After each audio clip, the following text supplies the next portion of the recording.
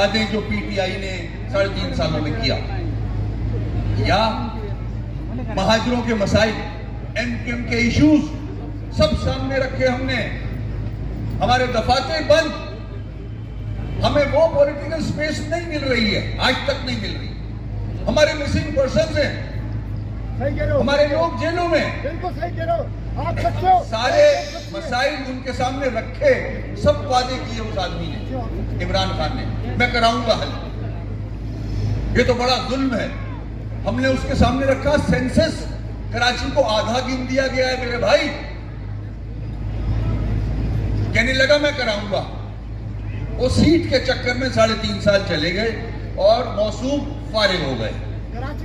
अब वो 7 वोट जो हमने उसको दिए थे और उसकी हुकूमत बनवाई, हमने पीपल्स पार्टी के साथ मुआहिदा किया, हमने नून के साथ मुआहिदा किया, और उस मुआहिदे को अगर आप देखोगे तो हमारे अपने मसाइल सामने रखे हैं हमने, हमारे इलाकों के मसाइल हमने सामने रखे हैं, हमारी जमात के जो इश्यूज हैं वो सामने रखे हैं। आज 6 माह हो चुके हैं ये हमें इंगेज किए हुए हैं, हमसे मीटिंग्स पे मीटिंग्स की जा रही हैं, हमें लारे लप्पे दिए जा रहे हैं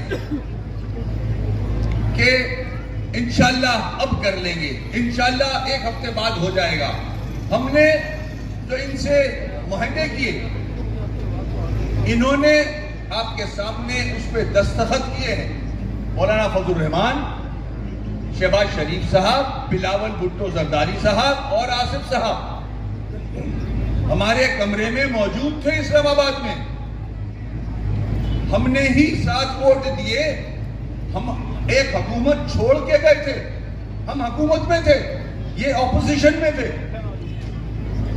हमने सहारा दिया इनको और इस लालच में दिया कि शायद ये हमारे मसाइल हल कर देंगे। इन्होंने वादे किए, दस्तखत किए, एक दूसरे की गारंटीज ली, मगर अफसोस आज तक कोई एक मसला हल नहीं किया।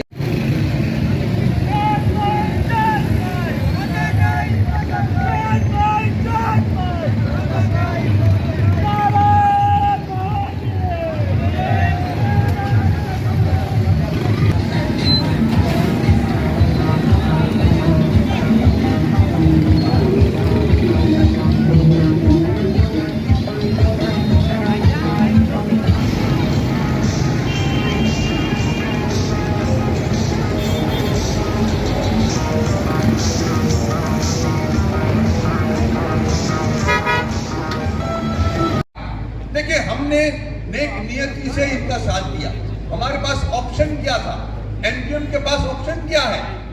या तो हम इल्हाक करेंगे पीटीआई से, या इल्हाक करेंगे पीपल्स पार्टी से क्योंकि वो सूबे की जमात है, या नून से करेंगे शहबाज शरीफ साहब से। और तो कोई ऐसी बड़ी जमात नहीं है जिससे हम इल्हाक कर सके। हमारे पास यही ऑप्शन है। हम चाइनीज की हुकूमत से तो इल्हाक नहीं कर सकते। मगर अफसोस कि ये धोखे पे धोखा, धोखे में धोखा। और मजे की बात देखें, हमारी नेक नियति को हम चाहते थे। आसिफ जरदारी के अल्फाज सुनाना चाह रहा हूं मैं आपको, बिलावल जरदारी के अल्फाज सुनाना चाह रहा हूं मैं आपको। बंद कमरे में जब उनकी अपनी जरूरत थी, उन्होंने खुद हमसे कहा कि मैं चाहता हूं एक वर्किंग रिलेशनशिप हो पीपल्स पार्टी की और एमक्यूएम की। आसिफ साहब के अल्फाज दोहरा रहा हूं, मैं नहीं चाहता कि मेरे बाद बिलावल और आपकी लड़ाई झगड़ा चलता रहे। यही चाहते हैं वर्किंग रिलेशनशिप, हम मिलके काम करें जिंदगी। मगर अफसोस मुझे नहीं पता था ये धोखा था। मैं तो सिंसियरिटी में अपनी मुल्क की खातिर, जमहूरियत की खातिर, अपने लोगों की खातिर, देखिए हम वो जद्दी पुश्ती सियासतदान नहीं है, हम सब नौकरी पेशा हैं। हम तो मजबूरन इस काम में लग गए, हमें करनी पड़ रही है सियासत।